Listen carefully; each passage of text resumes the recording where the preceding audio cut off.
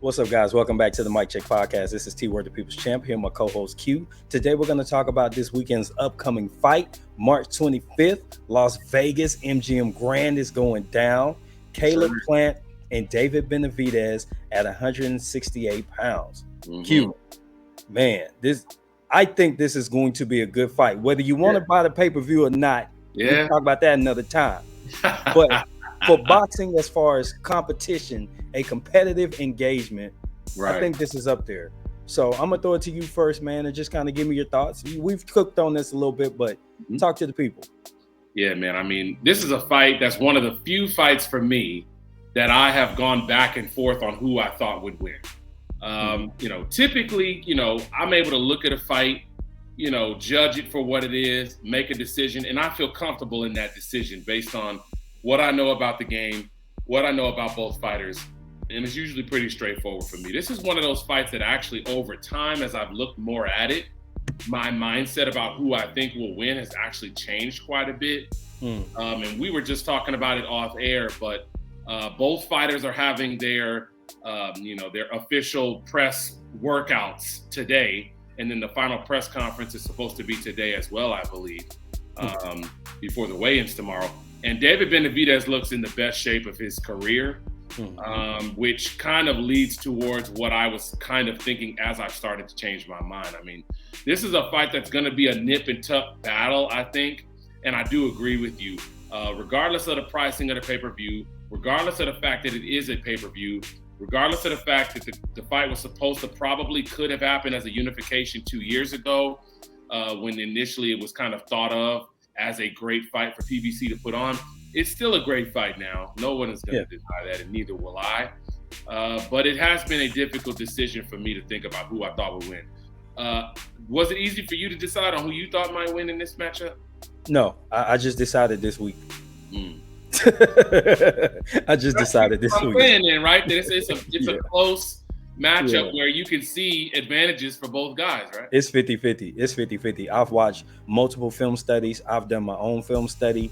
It's 50-50. I can tell you that I'm more definitely deeper into the technical aspects of things than some people that may watch the channel. But I had to get deep into the technical side, and the biggest thing for me, I'm just going to jump right into my analysis of why I'm picking a particular winner. At the moment, today, right now, I'm picking Caleb Plant. So at 11:57 a.m. Central Time, T-Stick is on Thursday before the fight is. Now check back with me on Saturday. I might switch again if I watch enough film. But so right now I'm picking Caleb Plant, and here's why. Okay. So upon review of the film, the only thing I have concerns about, and I'm not going to worry about it until it happens in the ring, is Caleb's gas tank. He has shown in previous fights that late in fights, he runs out of gas. Now, he's made some changes to his team, and I think because it's so evident on tape that I think he's probably addressed this at this point. And part of the issue with Caleb is he's a very muscular dude. Like he's jacked up. He looks like a gym rat. And when you carry that much muscle, you're going to naturally have issues with endurance and stamina, and it makes sense.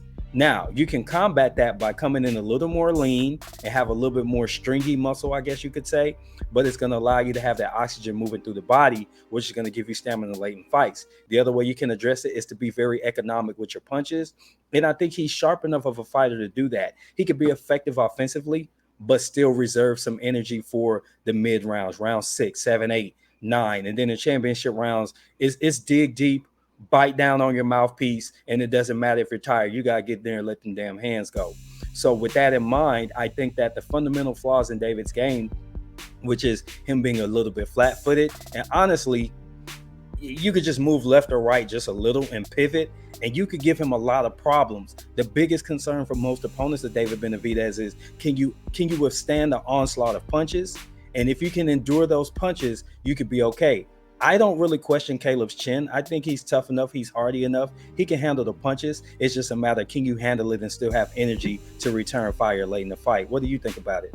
Yeah, man. I mean, I think ironically, you and I have done a switcheroo here, because I actually started off thinking that Caleb was the guy to pick in this fight because he seems like the more well-rounded boxer. He seems like the guy that puts his shots together a little bit better as far as talking about punch selection. And he seems like a guy who's better on his feet, as you've mentioned before. But as time has gone on, I have had those concerns that you mentioned, which are the gas tank issues. I watched his fight against Jose Uzcategui. He started off really, really strong for about 7 rounds. He had, I think, 2 knockdowns in the first 7 rounds. And then slowly but surely, Uzcategui started to really catch him in the final 3 rounds of that fight. Now, Uzcategui just ran out of time, but he had Caleb hurt on multiple occasions late in that fight. Same thing happened in the Canelo fight, but Canelo was able to catch up to him right around round 7 and 8. And he really started to be able to catch up to him. And this is what's going to make me wonder, is David Benavidez going to take a little bit of what Canelo Alvarez did in Caleb's fight against him, which was hit him in the hips, hitting him in the sides? Because I remember that being a distinct thing that I noticed almost immediately after round 2. Caleb already started to have reddening on his front side of his body because Canelo had started to make a concerted effort that, okay, if this guy has great head movement, if he's got that Philly shell on where I cannot clip him clean to the head, what I'm going to do is I'm going to start to dig to that body. I'm going to start to dig to those hips to get his legs to slow down so that I can catch the corners. Ultimately, if David is able to execute that kind of a game plan, I think he has a shot at getting Plant late in the rounds, late in the fight. So my official pick at this point is going to be David Benavidez, TKO or KO between rounds 10 and 11. That's a fair assessment. I do agree. Those elements they'll loom large in this fight, simply because Caleb has already shown vulnerability in the areas that you're talking about. So if you're his opponent, you attack those vulnerabilities. Another thing that might work in favor of what you're saying, and again, this is part of why I've gone back and forth on my pick. David is a high motor guy. So if you're applying pressure against somebody who has stamina issues, you might could get him out of there in 6 if you can get to him quick enough. My biggest concern, again, is that if Caleb is able to move, if he can frustrate David, who has shown a little bit of emotion in the lead up, that's what started to sway me towards Caleb as well. David seems to be a little bit more high strung about the fight, and he might come in super calm on fight night.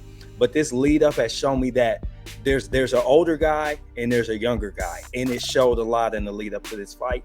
And I think it might play out in the ring, at least early on, until David is able to settle down. He's going to need a calming voice in his ear to say, hey, relax. You're in the fight already. You don't have to rush it. This guy's going to tire out. Do your stuff and just give it time. It's like Novocaine. It'll work. Yeah, no doubt, man. I mean, ultimately, in my mind, it boils down to 2 things. Who has improved their weakness the best in the lead up to this fight? Has Caleb improved his stamina issues? And is he able to fight a fight on the fly while being active enough to win rounds very clearly? And has David improved his footwork enough to where he can cut the ring off, he can corner Caleb Plant at times, and attack the body at points when he can't hit him clean to the head?